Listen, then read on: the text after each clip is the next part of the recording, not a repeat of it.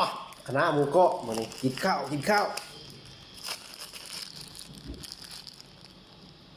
เลยมาได้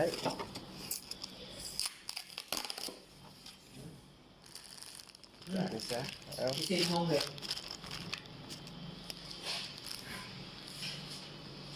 ลงสู่นะ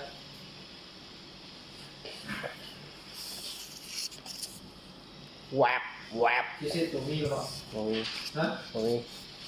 เอา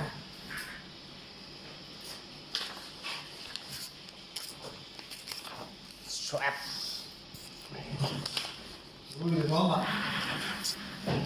แวบน้ำซุป รู้หรือน้องอ่ะ ปรุงถ้วยแล้ว สาวก็มีเงิน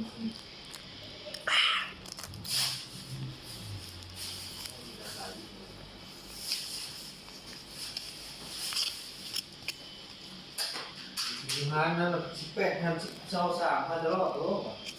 อันนี้คือพวกเศษอีกงานได้ป่ะ8,000ตามทางเก่านะ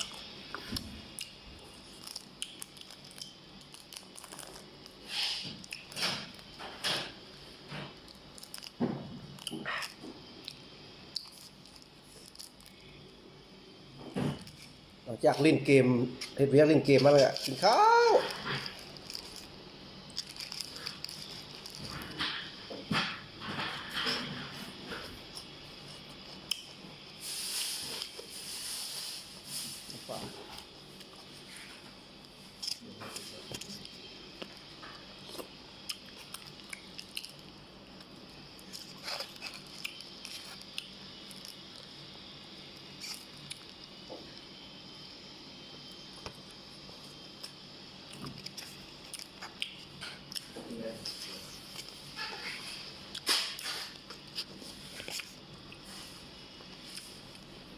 น้ำซุปตัวนี้แหละ ไปก้นเลยเหรออืม ของวันพุธที่ อันนี้จ้ะเบิ้ลกินแล้ว ตัว บาย อุ่นเนาะ